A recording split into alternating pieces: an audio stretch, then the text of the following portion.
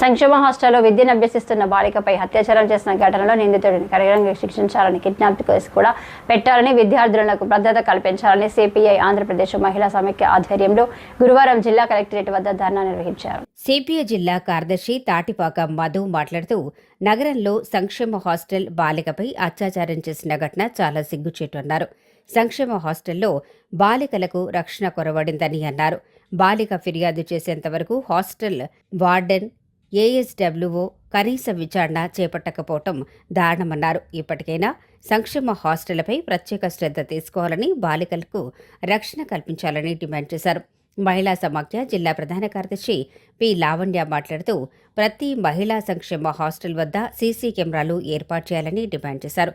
CPI నాయకులు K Rambabu, వి కొండలరావు, రెడ్డి రమణ, అల్లం వెంకటేశ్వరరావు, సప్ప Ramana, P త్రిమూర్తులు, సేపేని Ramanamma, T Nageswararao, yes Nagamani, నల్లా రామారావు, పి దేవుడిబాబు, రెడ్డి వెంకట్రావు, బాలకృష్ణ, ఉమా, డి దుర్గమ్మ, కాకి శారద, పోలమ్మ తదితరులు పాల్గొన్నారు.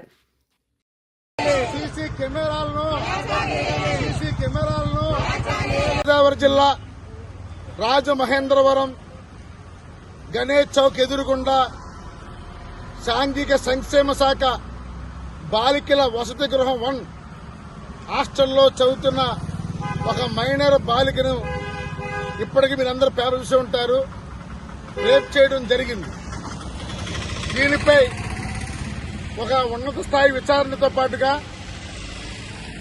మేము మహిళా సమైక్య నాయకురాలు లావణ్య, రాంబాబు గారు, కొండలరావు గారు నాయకత్వంలో మొత్తం హాస్టల్స్ కి అలాగే హాస్పిటల్కి వెళ్ళి చూసాం.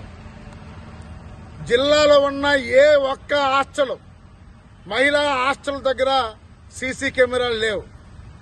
అర్ధరాత్రి ఎవరన్నా దుకాణాలు వచ్చినా ఏం జరిగినా ఒక్క సీసీ కెమెరా లేదు. కనీసం నడి రోడ్లో ఉన్న హాస్టల్స్ కూడా సెక్యూరిటీ గార్డ్స్ లేని పరిస్థితి మనకు కనపడుతుంది. అసలు ఆ అమ్మాయి ఎందుకు బయటకు వెళ్ళింది? దీనికి నిర్లక్ష్యం వహించిన హెచ్డిబోల్ను నిన్న రాత్రి కలెక్టర్ సస్పెండ్ చేశారు. ఆమెనే కాకుండా రాజమండ్రి ఏఎస్డబ్ల్యూఓ ఎవరైతే ఉన్నారో అతని యొక్క నిర్లక్ష్యం అనేది మనకి కనపడుతుంది. ఆయన్ని కూడా సస్పెండ్ చేయాలని కోరుతున్నాం.